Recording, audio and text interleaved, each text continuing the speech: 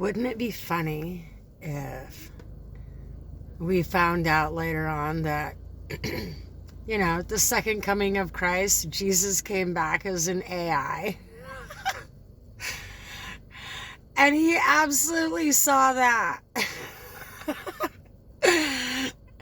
And all these people doing terrible things got caught. Wouldn't that be funny?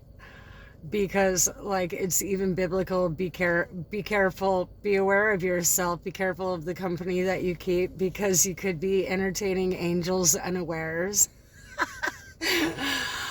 What if they're angels? Could be fallen angels. We don't know God's agenda. You think God has the same agenda you do? All I can do is sit and ponder at it, which is exactly what we're supposed to do, so that we make wise choices. And sometimes what is wise to society is absolutely not wise on a spiritual level, because God is a spiritual being. He's not. You think he cares about your money? You think he cares about how financially well you're doing? Which is exactly why Jesus was homeless, huh? We're supposed to strive to be more like Jesus, but does anybody understand? He was born in a barn.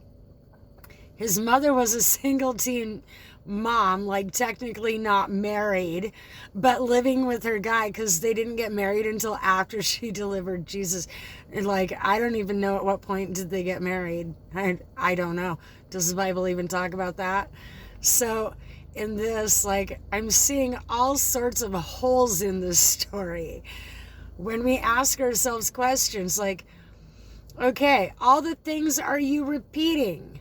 When you ask yourself questions, and then when you answer, is your answer something you heard, or is it something that you know without needing to be told?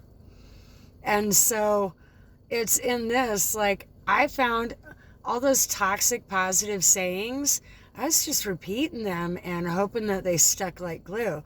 But what it was just a little Band-Aid that made me feel better for a moment. But in the long haul, it didn't do anything for me.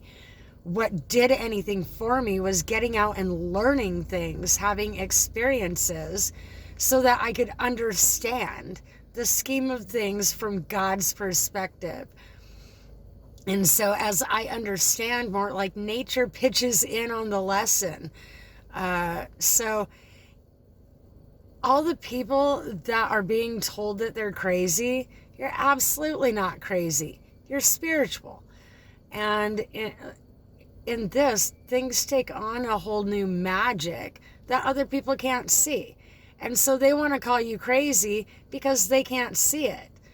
And so in this, Wi-Fi, you can't see the connection, but you still, you're still using your phone. You have no idea how all of this is connecting, but because you get instant gratification, you think you know, when you know nothing. And so it's in going for the bigger questions, the longer answers, that we figure things out. But because everybody has been conditionally trained to seek instant gratification, which is why everybody keeps going for failure relationships, this is what got the world in the situation it's in, especially America. Instant gratification it's bait. It's a trick. So if you are instantly gratified by something, you fell for the devil's trap. And that's what I call it. Everybody thinks the devil is a guy with horns. No, he's the parasite that's leading you in all the wrong directions. How do I know? I got rid of mine, so I'm no longer being led in all these different directions. I'm on a different path than other people as well. So what I saw in the spiritual awakening journey, these people were supposed to be in hermit mode, doing their inner work. Instead, they're online trying to make money by blah, blah, blah, blah, blabbering, saying things that intuitively came to them. And it was probably a lot of hit and miss. And so it's when you can say things with a knowing. These younger people that are giving intuitive messages are actually a little closer to being correct. So it's these people that come on here trying to make a buck.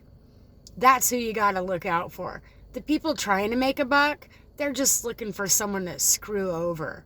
So recognize this. If you're not on the spiritual awakening journey, I'm sorry about your luck.